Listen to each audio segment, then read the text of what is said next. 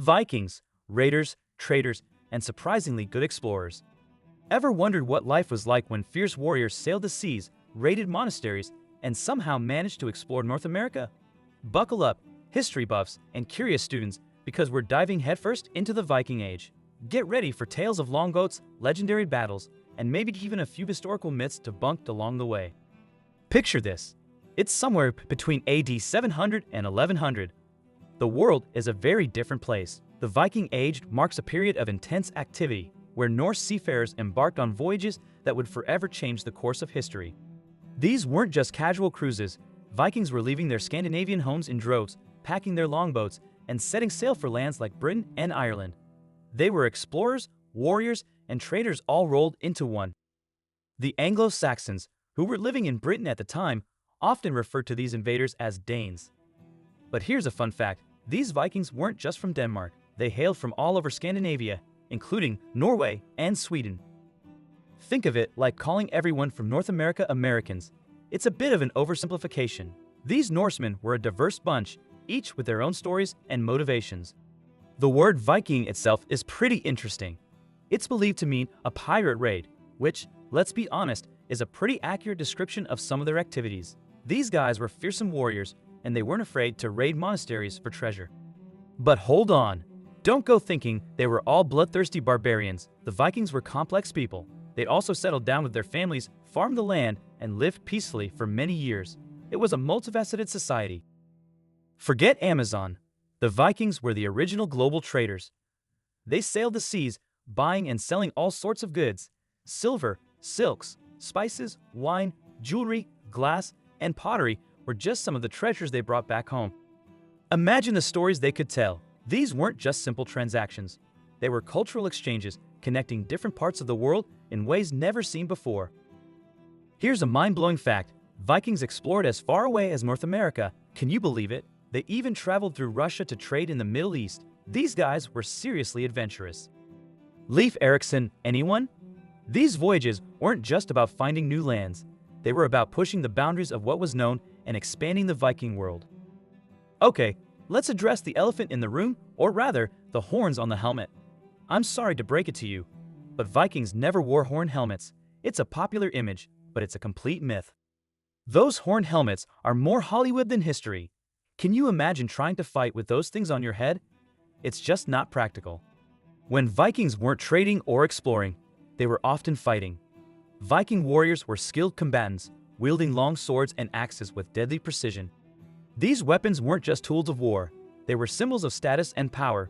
A Viking warrior's skill with a sword or axe could mean the difference between life and death. The first Viking raid recorded in the Anglo-Saxon Chronicle was around AD 787. This marked the beginning of a long and fierce struggle between the Anglo-Saxons and the Vikings. It was a clash of cultures, a battle for land and resources, and a turning point in the history of Britain. The Anglo-Saxons were about to face a challenge unlike anything they had ever seen.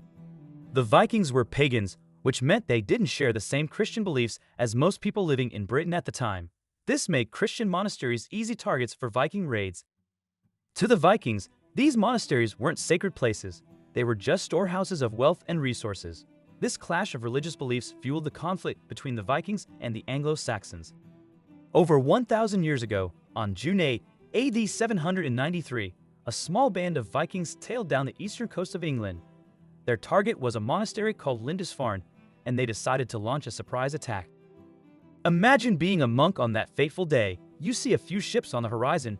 Maybe you even go down to the beach to welcome the newcomers. But these weren't friendly visitors. These were Viking warriors, and they had come to kill and steal. About 50 years after the attack on Lindisfarne, a huge force of around 3,000 Vikings arrived on the shores of England. This time, they weren't just interested in raiding. They wanted to conquer the whole of England. The Anglo-Saxons called it the Great Heathen Army, and it was a force to be reckoned with.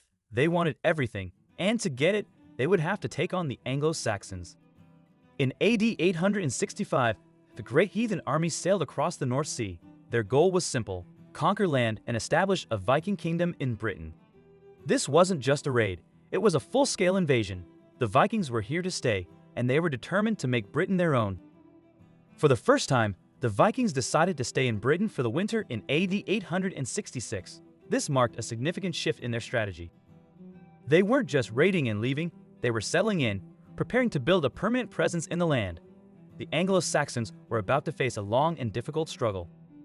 Over several years, the great heathen army battled its way through northern England, taking control of the Anglo-Saxon kingdoms of Northumbria, East Anglia, and most of Mercia.